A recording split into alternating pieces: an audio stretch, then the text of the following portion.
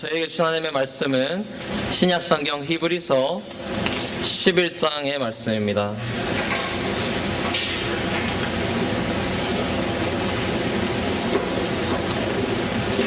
신약성경 히브리서 11장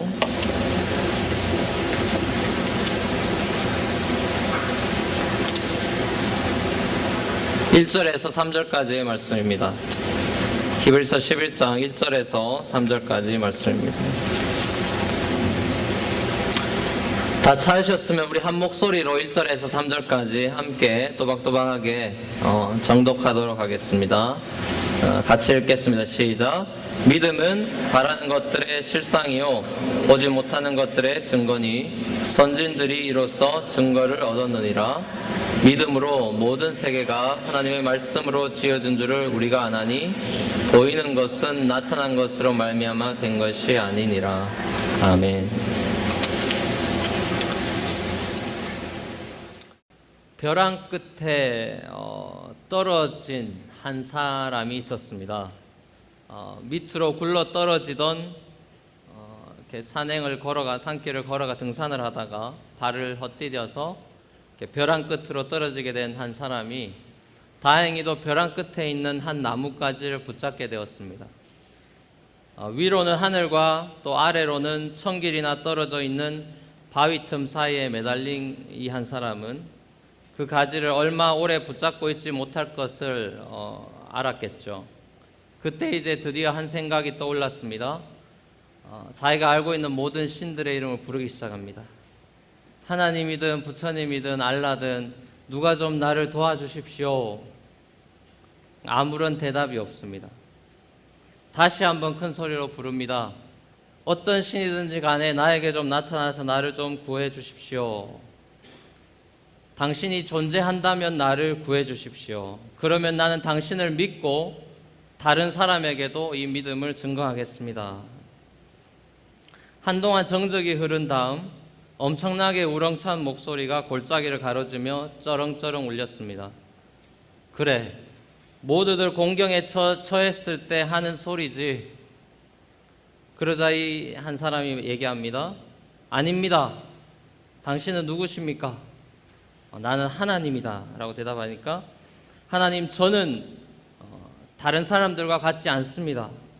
저는 직접 당신의 목소리를 듣는 순간 벌써 믿기 시작했습니다. 이제 당신이 나에게 해줄 수 있는 일은 저를 구해주시면 되는 것입니다. 그러면 제가 당신을 믿고 당신의 이름을 끝까지 전하겠습니다. 그러자 하나님이 말씀하십니다. 좋다. 널 구해줄 테니 네가 붙잡고 있는 그 가지를 놓아라. 가지를 놓아라 하는 소리에 그는 당황하기 시작합니다. 그리고 마음이 몹시 혼란스러워졌습니다. 그리고 그는 결국 이렇게 외쳤습니다. 여기 하나님 말고 다른 사람 없습니까? 하나님 말고 다른 사람이 날 구해 주십시오. 믿음이 무엇인지를 생각해 하는 이야기입니다. 저는 몇 주에 걸쳐서 소위 믿음장이라고 불리는 히브리서 11장의 말씀을 살펴보면서 믿음에 대해서 다시 한번 생각해 봄으로써 저와 여러분들의 그 믿음을 점검해 보고 우리의 믿음이 자라가는 그런 가을이 되었으면 좋겠습니다. 여러분, 그리스도인은 한마디로 말하면 믿음으로 사는 사람들이란 말입니다. 그리스도인의 삶은 믿음에서 믿음에 이르는 여정이라 할 수 있습니다. 믿음으로 시작해서 믿음으로 마칩니다. 그래서 로마서 1장 17절에서 사도 바울은 이렇게 고백하죠. 복음에는 하나님의 의가 나타나서 믿음으로 믿음에 이르게 하나니 기록된 바 오직 의는 믿음으로 말미암아 살리라. 기록된 바라는 것은 하박국 선지자의 그 말씀을 인용한 것이죠. 오직 의는 믿음으로 말미암아 살리라. 여기 믿음에서 믿음으로 이르게 한다라는 말씀이 나타나죠. From faith to faith. 그리스도인은 처음 믿음에서 시작하여서 우리가 죽을 때, 이 세상을 떠날 때 믿음 안에서 죽게 되는데 그 사이 동안 믿음이 고여있는 그런 믿음이 아니라 계속해서 성장하여서 완성에 이르는 믿음이라는 그런 완성된 믿음으로 나아가게 된다는 의미가 담겨 있는 것이죠. 믿음에서 믿음으로. 마치 겨자씨만한 믿음으로 시작했다면 이제 그 씨가 자라서 큰 나무와 같은 그 믿음으로 성장하여서 30배, 60배, 100배의 그 열매를 맺는 믿음으로 성장한다는 말입니다. 오늘 본문이 속한 히브리서 11장에는 구약에 나오는 믿음에서 믿음으로 이른 믿음의 사람들이 등장합니다. 나중에 보시면 아시겠지만 아브라함, 이삭, 야곱, 요셉, 모세, 기드온, 다윗, 삼손, 사무엘, 우리가 이름만 들어도 그야말로 쟁쟁한 믿음의 인물들이 등장합니다. 이들은 성경에 나오는 유명한 인물들이죠. 주일학교 학생들도 알만한 사람들입니다. 그래서 히브리서 11장에 대한 닉네임들이 참 많습니다. 그 중에 많은 것들 중에 하나가 바로 Hall of Fame이라고 하는 명예의 전당, 믿음의 어떤 명예의 전당이라고 할 수 있다라고 닉네임을 붙이기도 하고, Heroes of Faith, 믿음의 영웅들이라고 이렇게 히브리서 11장에 닉네임을 붙이기도 합니다.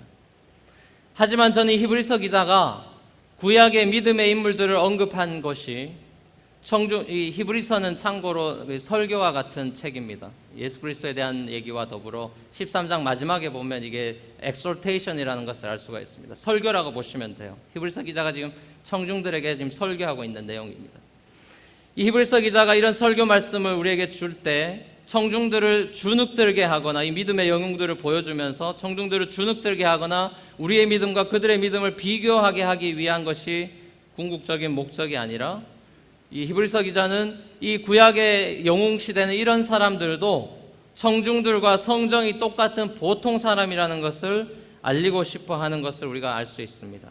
마치 우리가 이번 수련회 김요한 목사님, 하나님께서 귀하게 쓰시는 믿음의 사람, 정말 죽음을 불사하고 수차례 감옥과 매를 맞아가면서 생명의 위협을 받고서도 복음을 위하여 헌신된 한 선교사님의 그 믿음의 여정의 스토리를 들으면서 우리가 많이 도전받고 격려받았던 것과 같이 우리를 그 수련을 통해서 우리가 디스커리지 되고, 야, 나는 이거 이제 믿음 생활 이렇게 끝났구나, 이제 나랑은 완전히 다른 사람이구나 라는 그런 수련회라면 아무 의미가 없겠죠. 그런 것이 아닌 것과 똑같은 것입니다.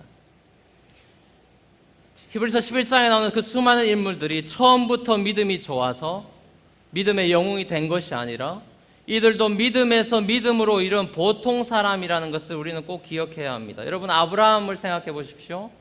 소위 믿음의 조상으로 불리는 아브라함이 처음부터 대단한 믿음을 가진 것이 아니었어요.